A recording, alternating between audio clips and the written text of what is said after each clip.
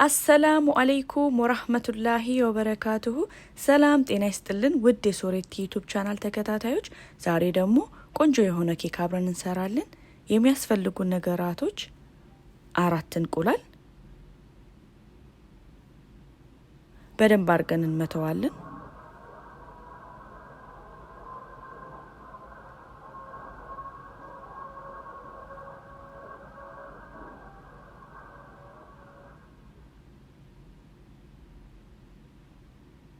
ከለሩን እስኪለውጥ ድረስ ወይም ደግሞ ነጭ እስኪሆን ድረስ። ከዛም በመቀጠል 1 ኩባያ ስኳር፣ 1 ኩባያ ቅቤ አንድ ላይ አድርገን በድጋሚ እንመታዋለን። ይህንኑ ሬሲፒ በአፋን ኦሮሞ የሰራሁት አለ። በአፋን ኦሮሞ ያለውን ማየት ከፈለጋችሁ ዲስክሪፕሽን ባክስ ላይ ወይም ደግሞ የመጀመሪያው ኮሜንት ላይ እንደተለመደው አስቀምጥላችኋለሁ ሊንኩን። ለዚህ ቻናል አዲስ ከሆናችሁ ሰብስክራይብ በማድረግ የቻናሉ ቤተሰብ ይሁኑ። አብራችሁን ለነበራችሁ ከልብ እናመሰግናለን።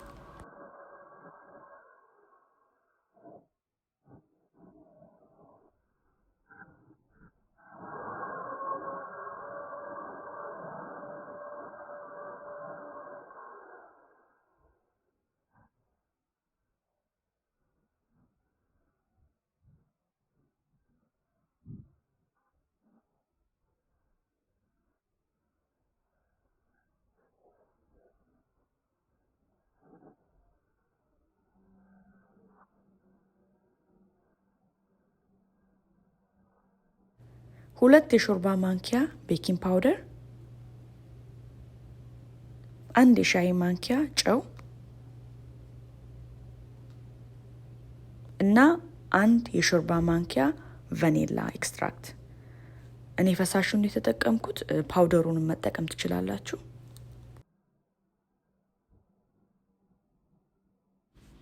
አንድ ኩባያ ወተት ትንሽ ለብ ያለ፣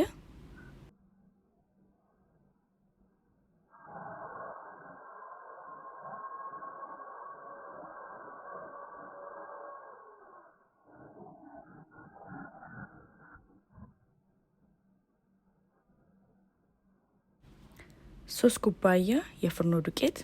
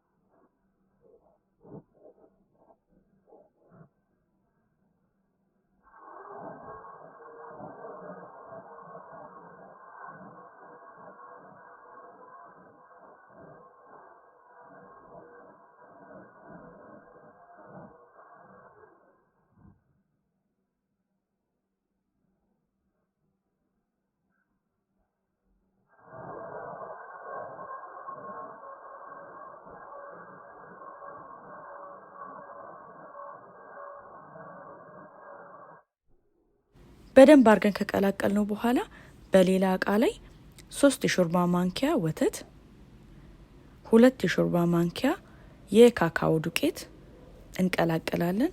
ቅድም ካዘጋጀነው ከነጭ ሊጥ ላይ ወደዚህ እንቀንሳለን የተወሰነ ማንኪያ። በቪዲዮ ላይ እንደምትመለከቱት ማለት ነው የቻክሌቱን ለማዘጋጀት።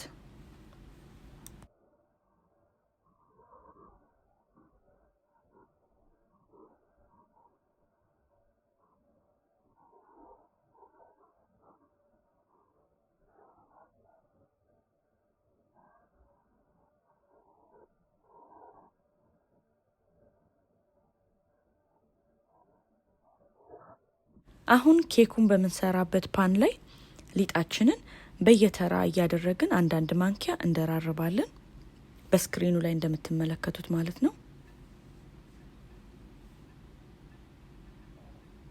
መሀል ላይ ነው የምናደርገው። ደራርበን ከጨረስን በኋላ ይህንን ይመስላል። በቱስፒክ ወይም ደግሞ በማንኛውም ስንጥር ነገር ዲዛይን ማውጣት እንችላለን። ከውጭ ወደ ውስጥ ከውስጥ ወደ ውጭ ደስ ባላችሁ መልኩ ማለት ነው። ከዛም በመቀጠል በ350 ዲግሪ ፋራናይት ለ40 ደቂቃ ቤክ እናደርገዋለን።